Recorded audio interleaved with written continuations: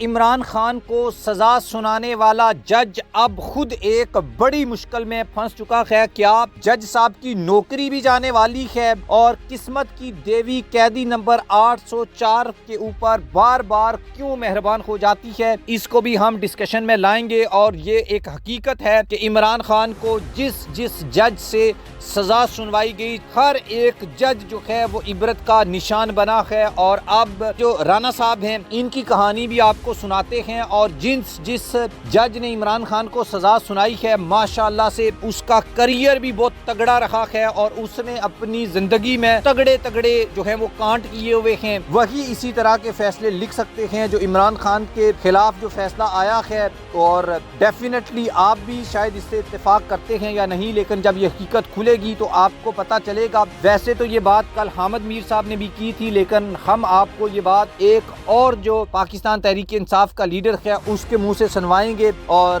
آپ نے ہمارے چینل کو سبسکرائب کرنا ہے، اور آپ نے کمنٹ باکس میں بھی اپنے اوپینین لازمی لکھنی ہے، اور آپ نے لازمی اس کیس کے بارے میں بھی کمنٹ باکس میں لکھنا ہے۔ دوستو، شیخ وقاص اکرم نے یہ الزام عائد کیا ہے کہ عمران خان کو ایک انفٹ جج نے سزا سنائی ہے، اور فیصلہ سنانے والے جج کے خلاف اعلیٰ عدالت میں پہلے ہی فیصلہ دے چکی ہے کہ اس جج کے خلاف سپریم کورٹ کے چیف جسٹس نے انہیں انفٹ قرار دینے کا فیصلہ دیا تھا۔ اس سے پہلے کل حامد میر نے وائس آف امریکہ کو ایک انٹرویو دیا تھا، اور اس میں یہ لکھا تھا کہ جسٹس ناصر جاوید جو ہیں ان کے بارے میں سپریم کورٹ آف پاکستان ان کو انفٹ فار جوڈیشری اور انصاف کے اس منصب کے لیے قرار دے چکی ہے۔ پاکستان تحریک انصاف کے مرکزی سیکرٹری اطلاعات شیخ وقاص نے 190 ملین پاؤنڈ کیس کے فیصلے کو مسترد کرتے ہوئے فیصلے کو عدالت میں چیلنج کرنے کا اعلان کیا ہے۔ پاکستان تحریک انصاف کے مرکزی سیکرٹری اطلاعات شیخ وقاص نے پشاور میں پریس کانفرنس کرتے ہوئے کہا کہ فیصلے کے خلاف مذاکرات پر اثر ضرور پڑا ہے، تاہم فیصلے سے قبل ہم کہہ چکے ہیں کہ مذاکرات کے ساتھ اس کیس کا کوئی تعلق نہیں ہے۔ اگر نواز شریف کو واقعہ غلط سزائیں ہوئی تھیں تو آج کی سزا کو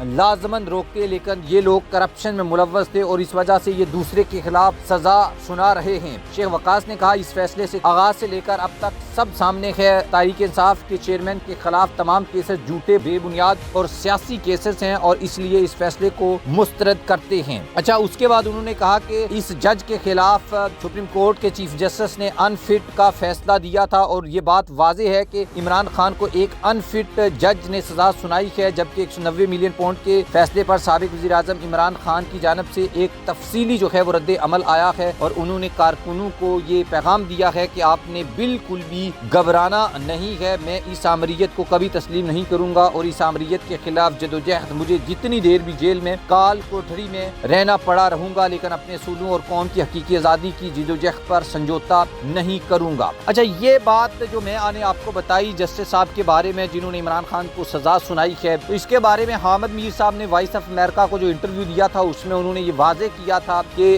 جج صاحب جو ہیں ان کو انفٹ قرار دیا گیا تھا، پھر پتہ نہیں واپس یہ پاکستان کے جوڈیشری سسٹم میں کیسے آ گئے۔ ایک چیف جسٹس سپریم کورٹ کا جس جج کے بارے میں یہ ریمارکس دیتا ہے، اس کے خلاف فیصلہ دیتا ہے، وہ بندہ کیسے دوبارہ جج بن سکتا ہے، اور اس جج کو پھر اگین سپریم کورٹ کا جج بنانے کے لیے ابھی جو جوڈیشل کمیشن بیٹھا ہوا ہے وہ اس نے اس کو پروموٹ بھی کرنا ہے اور اسلام آباد ہائی کورٹ میں لے کر جانا ہے۔ ہو سکتا ہے یہ کل سپریم کورٹ کا جج بھی بن جائے۔ جس طریقے سے یہ اطاعت گزاری میں ایک طریقے سے آگے بڑھ رہا ہے، اور اسی طریقے کے کرپٹ جو جج آفیسرز اور لوگ ہوتے ہیں ان کو عہدے دیے جاتے ہیں، اور پھر یہ کمپرومائزڈ ہوتے ہیں اور اسی طریقے فیصلے لکھتے ہیں، جس سے پاکستان کی بین الاقوامی دنیا میں عدالتی سسٹم کا مذاق اڑتا ہے۔